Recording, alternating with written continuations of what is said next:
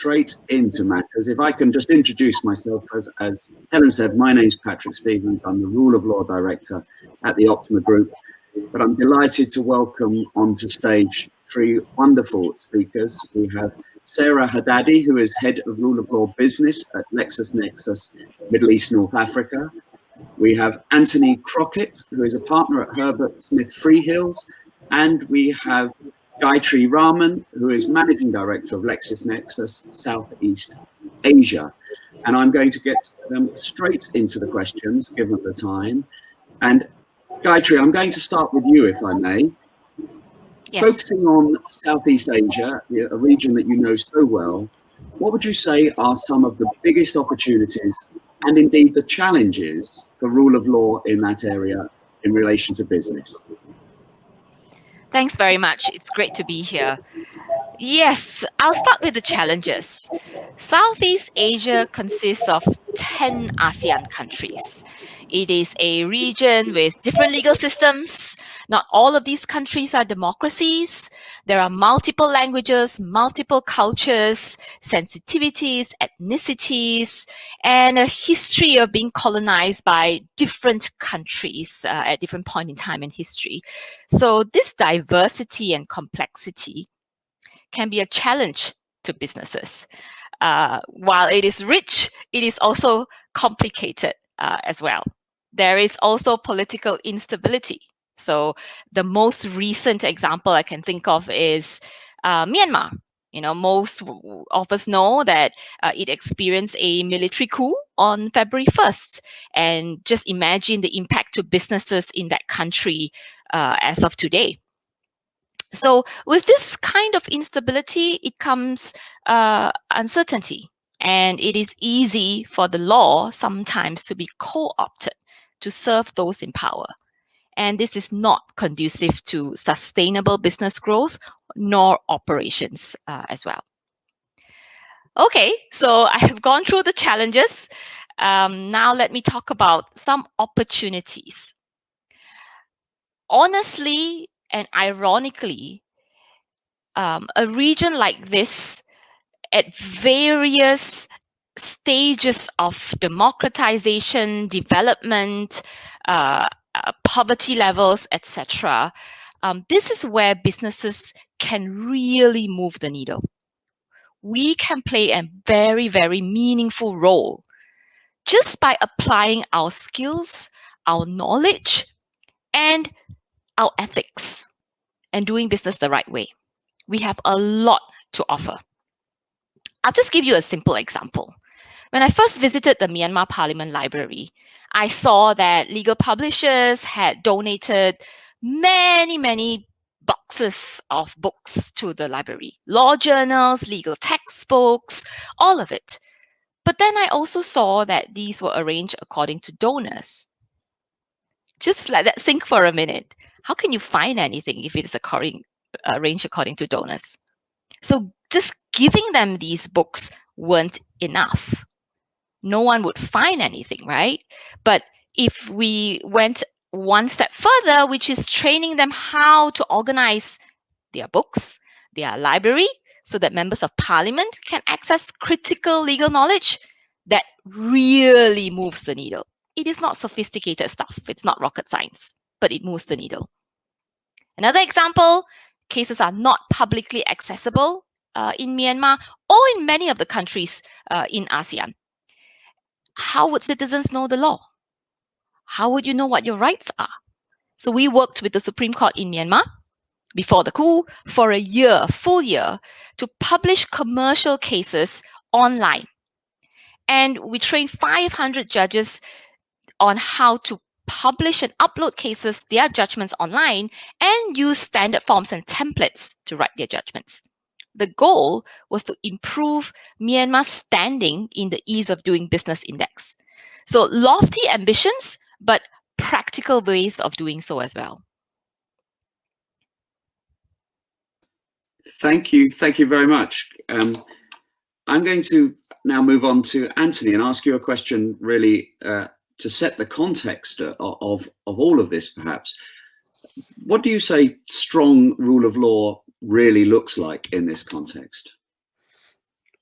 Thanks, Patrick. And I'll rely on the wisdom of others. There's an excellent book by Lord Bingham, the former Lord Chief Justice of England and Wales, that he wrote in 2010 on the rule of law, and I think it's an excellent sort of really accessible summary. In that book, he identifies 8 essential principles in terms of achieving the goal of a rule of law. The first principle, which is really coincidentally reflects what Gaithry's just been talking about, the law needs to be accessible, intelligible, clear, and predictable. You need to be able to look it up and understand what the law is. So that's principle number 1. The second is that questions of legal rights and liabilities ought to be resolved through the application of the law and not through the exercise of some form of arbitrary discretion. Laws should apply equally to everybody. Ministers and public officials should exercise powers in good faith and fairly and for proper purposes. They shouldn't exceed the limits of their powers. Closely related to that principle, the law must afford adequate protection of people's fundamental human rights. The 6th principle, the state needs to provide a way of resolving disputes that parties can't resolve themselves. So you need some system for the administration of justice. Those procedures for adjudication and dispute resolution need to be fair. And then I think importantly, in terms of the principles identified by Lord Bingham, the rule of law also requires compliance by the state with its international law obligations. And so the rule of law at a national level also depends upon the state complying with its international obligations. And that may include, for example, obligations in relation to human rights. And I think, as Gaithry's example identified, you need some practical things as well in terms of the realization of those principles. So as well as access to the law, you need legal education and training, you need adequate funding and resourcing for the legal system. And then the question was what does the strong rule of law look like? And so you need all of those things. And I guess I can think of what it doesn't look like. What does a weak rule of law look like? I guess number 1, corruption in the legal system undermines respect for lawyers, for judges, and for other institutions. And so where you have high levels of corruption, that often implies a quite weak rule of law. And I think in that environment, you often also see lack of protection for human rights, weak enforcement of regulation generally, and a sort of as it were, a kind of quite lawless society. Thank you very much, and you've raised some very tricky and important issues there, particularly with the context of corruption and how that affects the rule of law and how it affects business. Sarah, with that in mind, and coming on to you, if I may, could you tell us how you think the rule of law is important as an instrument for social change? Sorry, Sarah, you're on mute at the moment.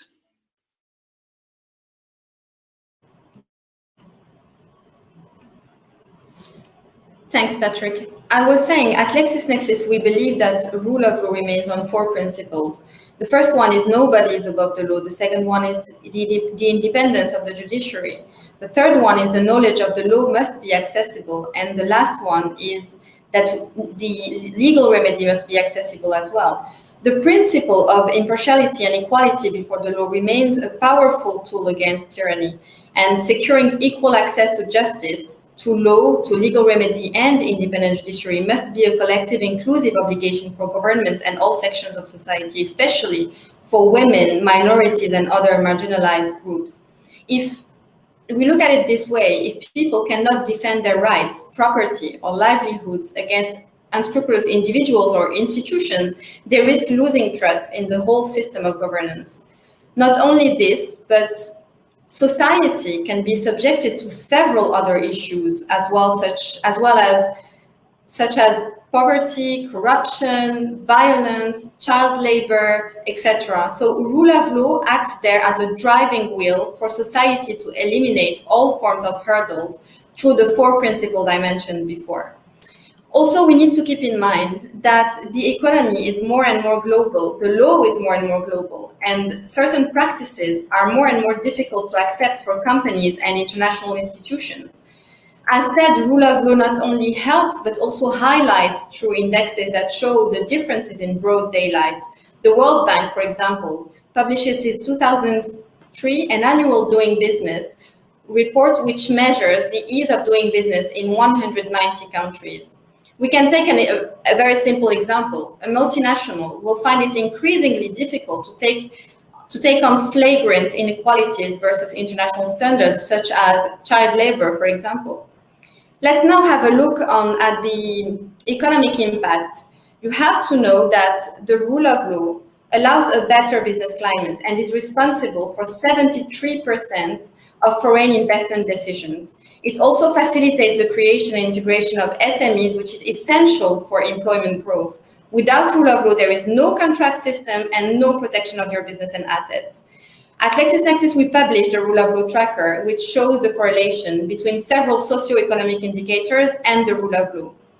The absence of the rule of law leads to economic slowdown, of course, stagnation, and decline. So just to summarize, I would say that rule of law, of course, is essential to justice, to social change, peace, and economic and social progress. But that said, we have to pay attention to 2 things.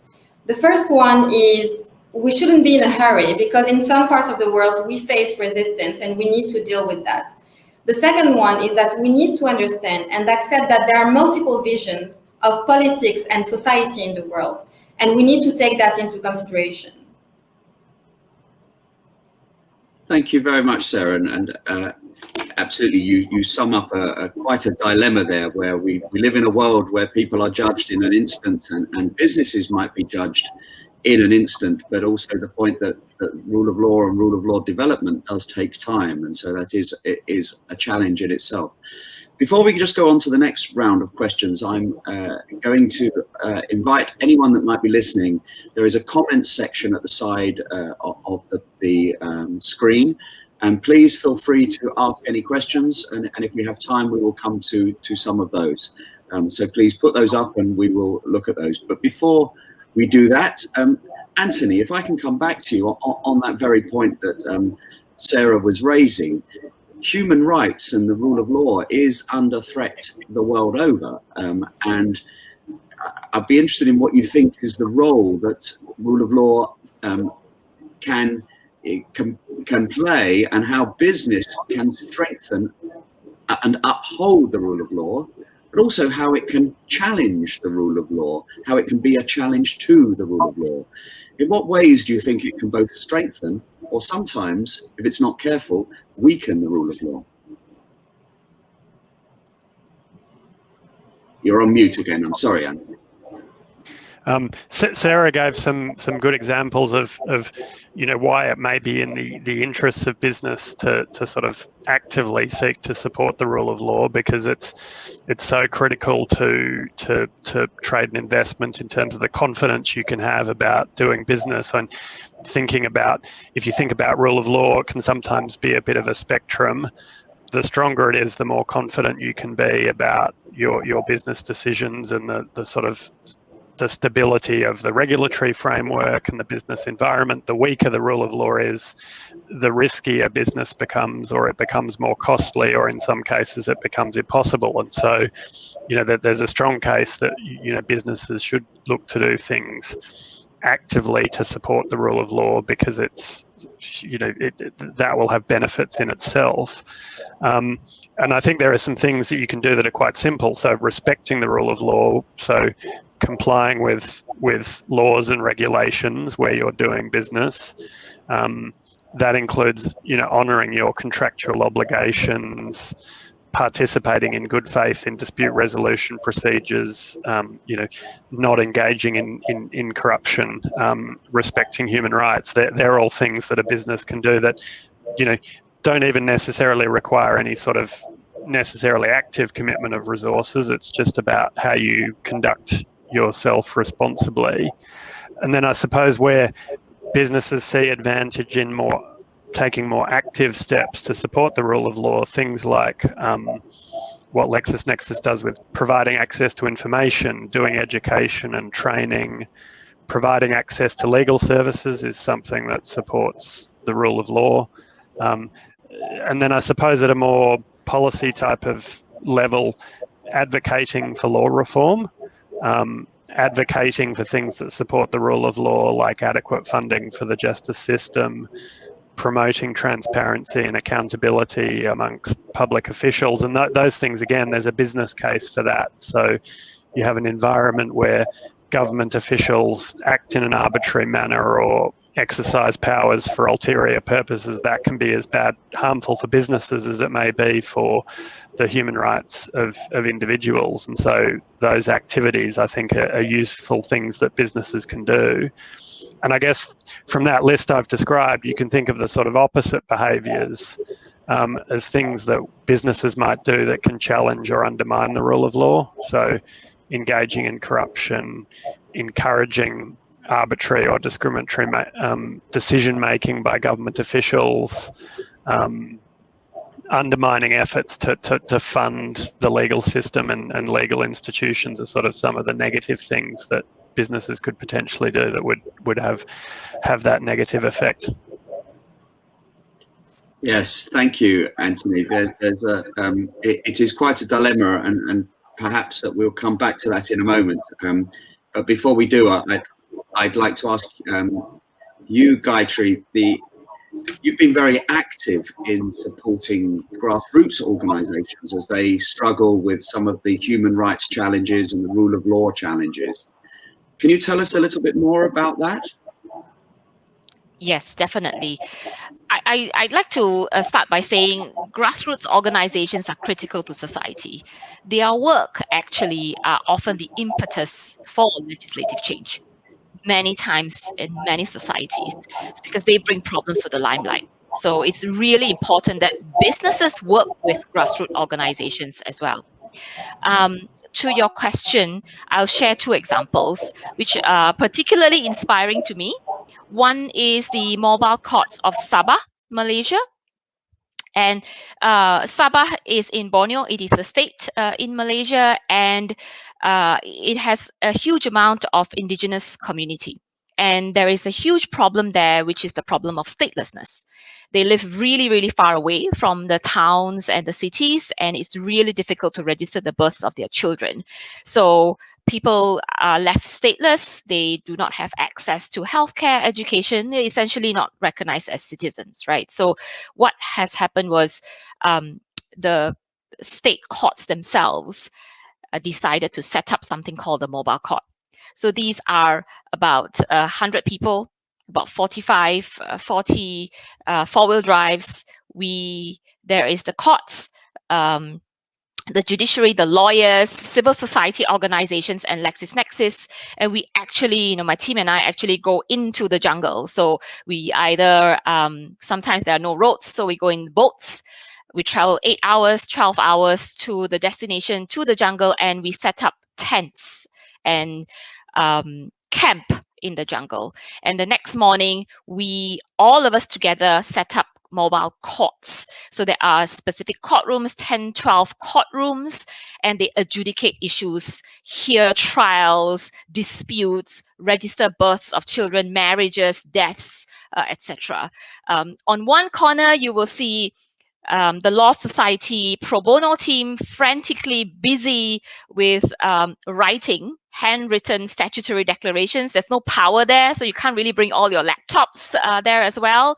On the other hand, you will see judges set up, magistrates set up with translators there, helping the indigenous community explain what they need, what their issue is. On the other hand, you will see people helping them prepare their documentation, especially if they're illiterate, for example. So it's this huge, very organized, wonderful thing that happens the whole day throughout the day, and they register hundreds of births in a day. And therefore, hundreds of people in that day are no longer stateless. So this is one example. It is an amazing feeling.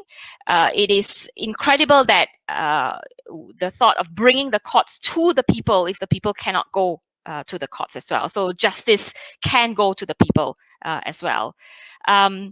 Another example is the constitutional awareness workshop that I held in Myanmar. So the Myanmar 2008 constitution, before the military coup at the time, there was this huge push to amend certain aspects of the constitution. But people there at that time, I mean, Myanmar is still at that time even more so a fledgling democracy. They were concerned with the next meal, not necessarily understanding what the constitution is or functions as.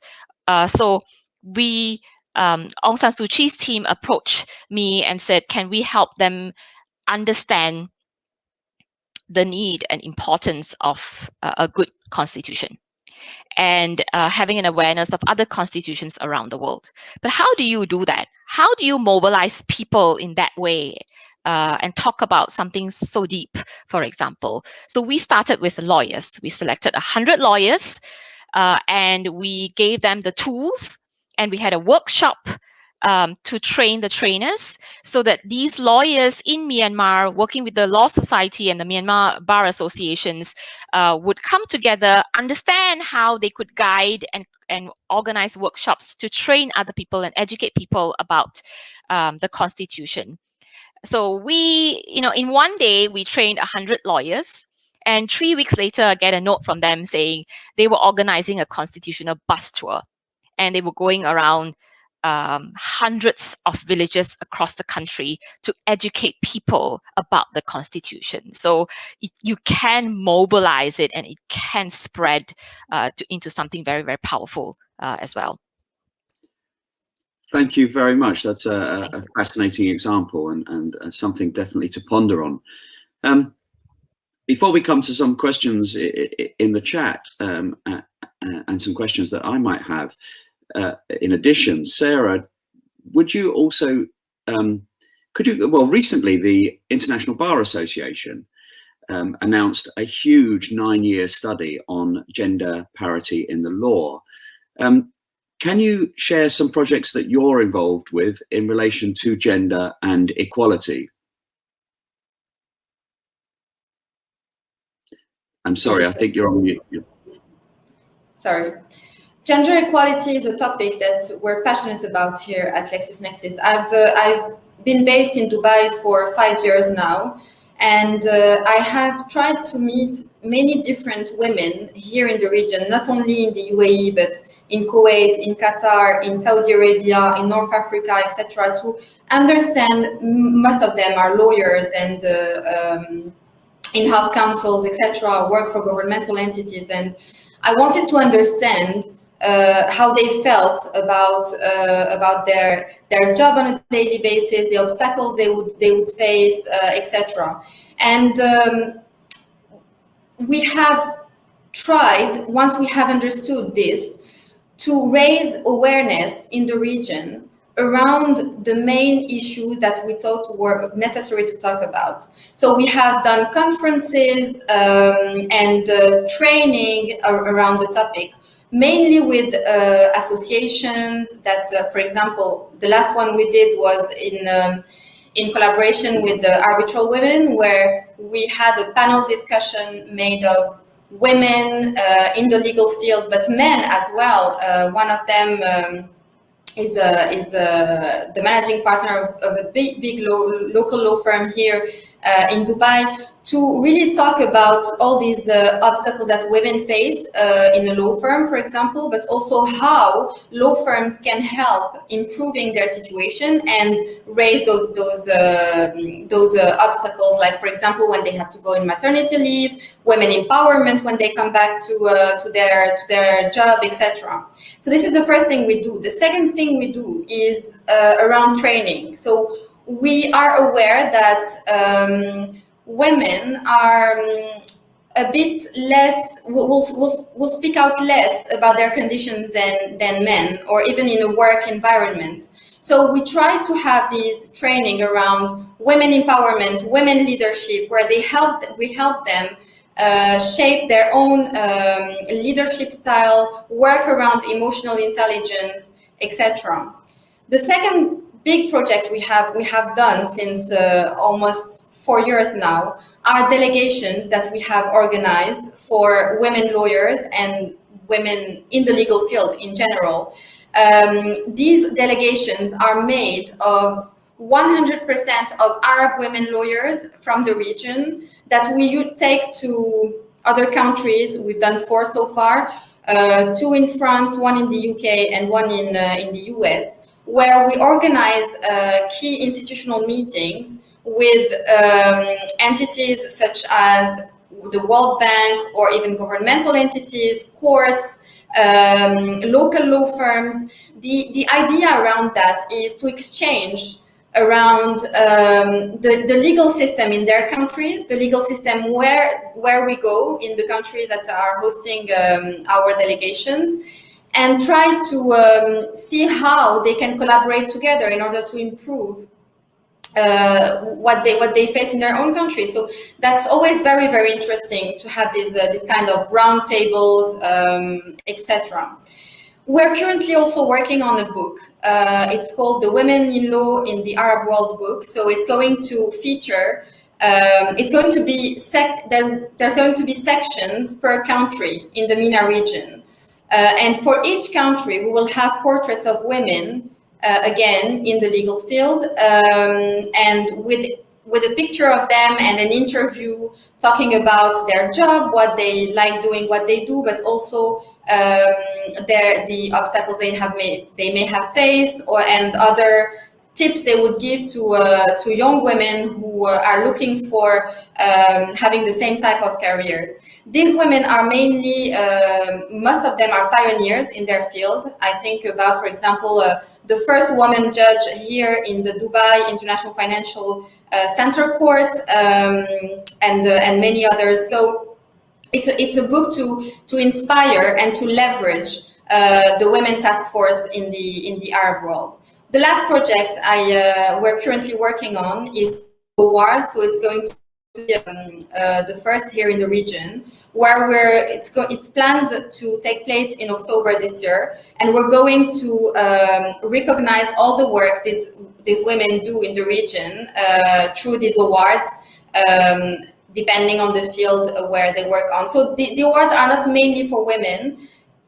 Men as well can actually apply for this, because we also want to promote and recognize all diversity initiatives that have been taken in the region, either by companies or by individuals. So this is, in a nutshell, the work we do towards gender equality here in the region. Thank you very much, Sarah. And I completely agree with you that exposure to another system and exchanging ideas can have a real impact as long as it's done in a very targeted and focused way. And so I commend that work. We have about 10 minutes or so left. And so before we go any further, I'm going to ask you one of the questions.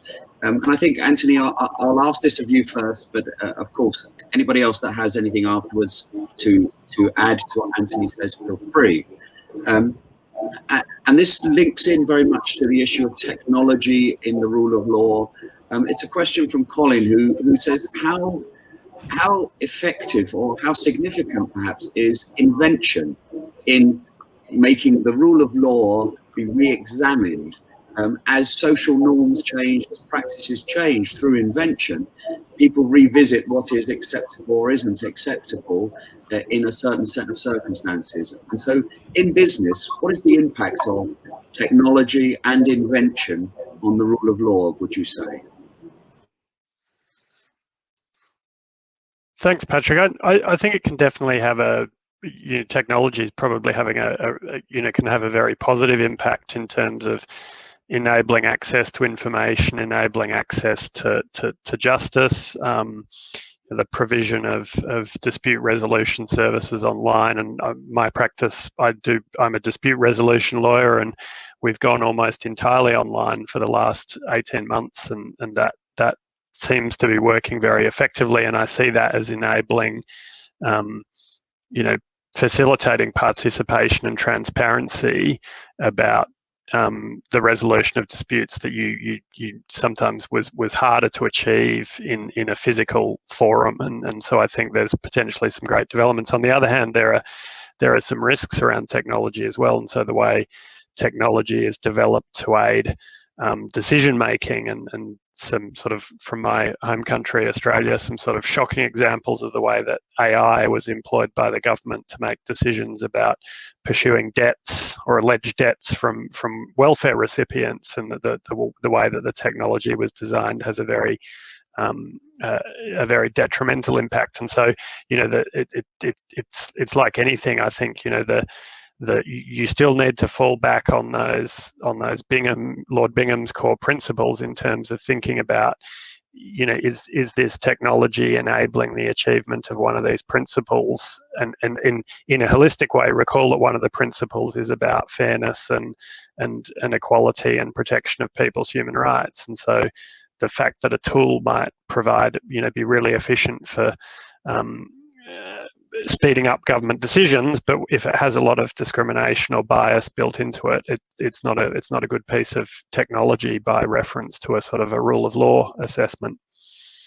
Thank you very much. I completely agree that the more complex it gets, the more you should go back to fundamental principles, and the Bingham principles will always be a very good place to go. Is there anything that either Sarah or Gayatri you would like to add to that, please? Gayatri. I just wanted to address Colin's question related to redefining tolerances, liabilities, what's reasonable, and societal change. I think that technology has been this game changer in giving people access to information. News and information is no longer, of course, there are the cons about it as well, but news is no longer controlled by a select few news agencies. And there is a lot of empowerment in so much truth, which is unfiltered, that comes out of the people. And technology has enabled that. And therefore, a huge amount of people who previously did not have access to this kind of information are now more and more empowered, and they know better, and they can have examples and wider perspectives. The more you see, the more you are exposed to differences, innovation, something new, something unfamiliar. The more you're exposed to it, the more tolerant you will be of it, and the more you will learn of it as well. So I also think that it serves as a way to check on different behaviors, different ethical considerations as well. So businesses are a lot more afraid of the social media comments than a simple letter that was sent to us in the past, for example. My name is Catherine Dovey, and I'm the executive director at Optima. So I personally think that that is this key thing that has changed people's perception. Okay, thank you. We've just got about 5 minutes left, so I'm going to finish with one last question. Sarah, I'll come to you first with this, if I may. And it's a question that's very close to my heart from Kevin, which is, for people that work outside the legal profession, often some of these concepts may appear complex and difficult to understand. But how important is it that the general population understands the issues of the rule of law and how important it is? Sarah. So I would say that, again, for people who are not familiar with the rule of law, and which I completely can understand, and that's why at LexisNexis we have actually drafted a brochure to try to explain what rule of law is and what the impact of rule of law is and can be from a socio-economical perspective. I think we should go back to the principles I mentioned earlier during the first question you have actually asked me. Which is nobody is above the law, independence of judiciary, knowledge of the law must be accessible, and legal remedy must be accessible. These four pillars helps to assure that the principles of impartiality and equality before the law is there for everyone. And that's key. That's key for in terms of human rights and in terms of economical growth for each country. Thank you. Gayatri, would you like to add anything to that? Yes, I'll give an example. It's very important sometimes for us to remember that at LexisNexis, our customers mostly are lawyers, so they don't need help understanding what the law is or legislation or case law, for example. But to the regular people on the street, it's not that easily consumable or digestible. So one of the projects that we did was with the Maldives Family Legal Clinic, where we created plain language versions of the law. So we are increasingly doing projects like that, specific to domestic violence in the Maldives. So where they are, the islands are very isolated. Not all the women who are in domestic violence situations have access to lawyers or the courts, for example, but the law is there. They enacted the law to protect women. The women just don't know about it.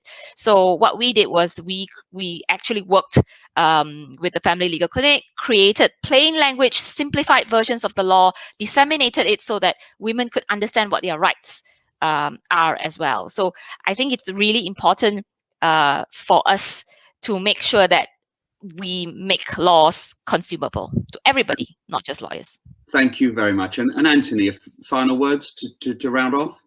I agree with everything that Sarah and Gayatri said. I suppose, one of the important points about the strong rule of law is also an environment where the general population trusts in the legal institutions and the judiciary and what have you, and that's sort of perhaps something slightly intangible, but all of the practical things that Gayatri and Sarah have mentioned about making sure that you don't need to understand all of Bingham's principles, but you need to have trust in the system, that you can access the information, that you can access a remedy, that you can access advice, and I think that's probably the more important thing. And how you go about achieving that requires all of those activities and the resourcing and the support of the state.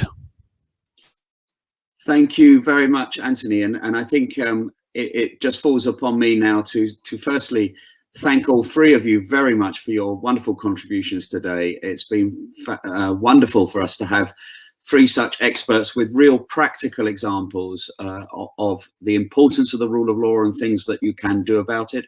I'd like to thank anyone that has been listening and for the questions that were submitted. Very grateful for your time and for your interest. And I would just conclude by saying that if you need to understand how important the rule of law is, just spend some time in a country that doesn't have it. And with that, I hope you enjoy the rest of your day and see you again soon.